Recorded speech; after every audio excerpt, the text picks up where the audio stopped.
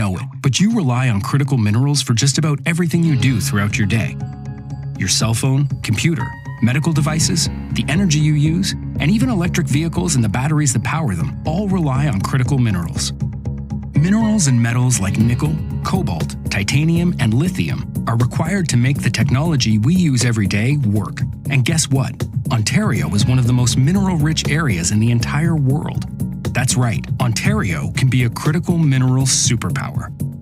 Ontario's abundant supply of critical minerals is found all over our province, but nowhere is as exciting or rich with deposits as the Ring of Fire. The Ring of Fire is an area almost over 5,000 square kilometers in size, located 500 kilometers northeast of Thunder Bay.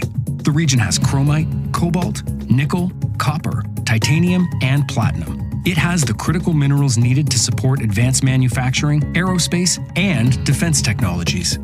It has the critical minerals the world needs and wants. It's an enormous opportunity. Here's the catch. We need to get these critical minerals out of the ground, processed, and shipped to the factory floors, building for the future. Today, a maze of red tape, bureaucracy, and confusing processes are holding development back. It currently takes up to 15 years to get the required permits and approvals just to get shovels in the ground. With President Trump taking aim at Ontario and Canada's economy, that needs to change. Ontario is taking action.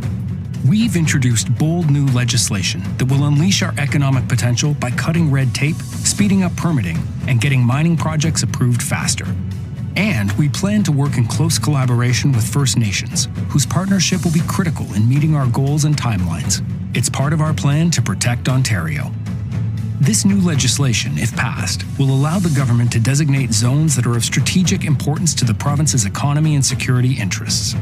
That could include the Ring of Fire, zones with vetted projects and trusted proponents that meet high operating, safety, and environmental standards will benefit from significantly streamlined processes for permitting and approvals. Our goal is ambitious, but necessary to reduce the overall government review time for mine permits and authorization by at least 50%. What used to take years could be reduced to just months. We're also preparing historic investments to support critical mineral processing capacity here at home. Instead of being ripped and shipped off overseas, minerals mined in Ontario will be refined in Ontario, creating new opportunities for First Nations communities, as well as workers in northern hubs like Thunder Bay, Sault Ste. Marie, Sudbury, and Timmins. And as we speed up approvals, we'll ensure that First Nations communities benefit from the opportunities created by critical mineral development.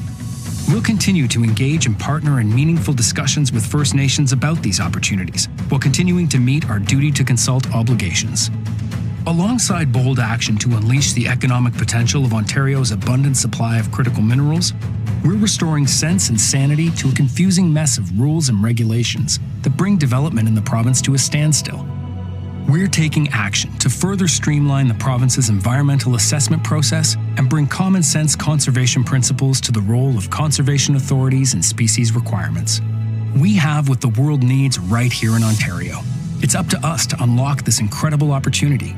By cutting red tape, speeding permitting and approval timelines for critical minerals, from mines to the factory floors, working effectively with local First Nations and municipal hubs, we can build a more competitive, more resilient, and more self-reliant province and country. That's how we protect Ontario.